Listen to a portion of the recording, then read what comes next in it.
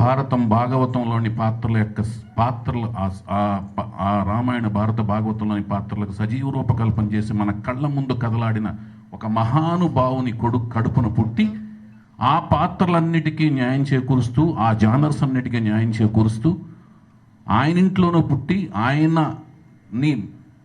ఆయన ద్వారా ప్రేరేపితమైన అభిమానులని ఒప్పిస్తూ వాళ్ళ అంచనాలని రీచ్ అవుతూ వాళ్ళతో పాటు ట్రావెల్ చేస్తూ ప్రయాణిస్తూ వాళ్ళ యొక్క కొడుకులు వాళ్ళ తర్వాత వాళ్ళ కొడుకులు తరాలతో కూడా ట్రావెల్ అవుతూ ఉండటం అనేది చాలా అరుదుగా జరిగే సంఘటన. ఆ సంఘటన జరగటమే కాదు, ఆ రోజు నుంచి ఈ రోజు దాకా ప్రయాణం చేయటం అనేది నందమూరి బాలకృష్ణ గారికి దక్కింది. అది మిగతా ఏ సినీ జగత్తులో లేదు. అది గొప్ప ప్రయాణం.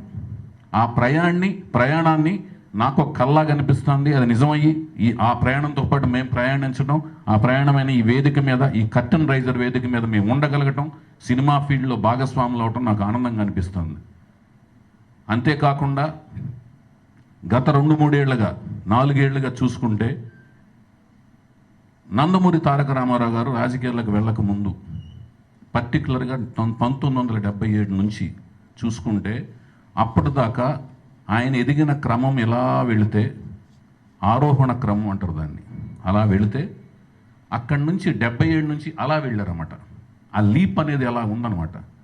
అలాగే బాలకృష్ణ గారి ఆరోహణ క్రమం కూడా ఇలా వెళుతూ వస్తే అఖండ నుంచి ఇలా అన్నమాట.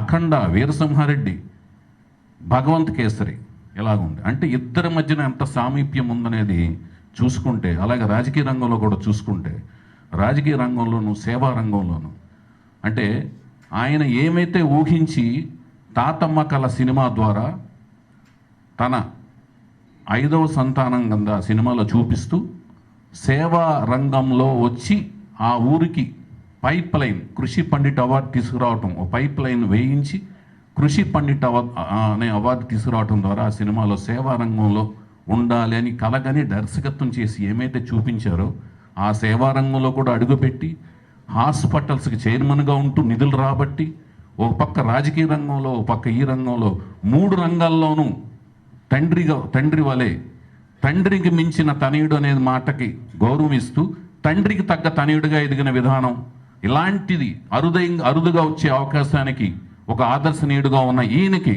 ఒక 50 ఏళ్ల పండగని ఇండస్ట్రీ అంతా కలిసి జరపటం అనేది ఒక అదృష్టం కింద భావిస్తూ, దీంట్లో అన్ని ఆర్గనైజేషన్స్ కలిసి రావటం కూడా ఒక మహాభాగ్యం కింద భావిస్తూ ఇది అందరం కలిసి జరుపుకుంటున్నాం. అందరం ఈ రోజు నుంచి అందరినీ అప్రోచ్ అవుతాం.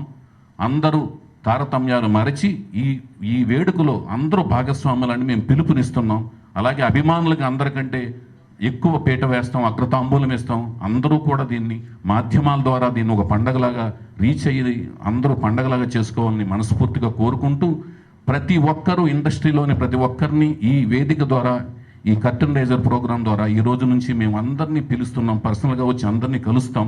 అందరూ ఆ సెప్టెంబర్ 1 అనే తేదీని మీ డైరీలో ఖాళీగా పెట్టుకొని ఆ సమయాన్ని వచ్చి వేడుకని ఉత్సాహాన్ని ఇచ్చే వేడుక కింద మార్చి మరింత మందికి ఆ మాధ్యమాల ద్వారా ఆ వేడుకను చూసిన వాళ్ళకి ఆదర్శప్రాయంగా ఒక జర్నీ అంటే ఎలాగ ఉండాలి, ఈ వేడుక ఎందుకు జరగాలి, ఈ వేడుకను చూసిన వాళ్ళకి ఇంకొకళ్ళకి చూసిన చిన్న పిల్లలందరికీ ఆదర్శప్రాయంగా ఉండే విధంగా, ఒక మనిషి ఎదుగుదల ఎంత బాగా జరగాలి అని ఆదర్శప్రాయంగా ఉండే విధంగా ఈ వేడుకను జరపడంలో మీ వంతు కృషి చేస్తూ అండదండలుగా ఉండాలని, ప్రోత్సాహాన్ని ఇవ్వాలని మనస్ఫూర్తి కోరుకుంటున్నామండి. ధన్యవాదాలు.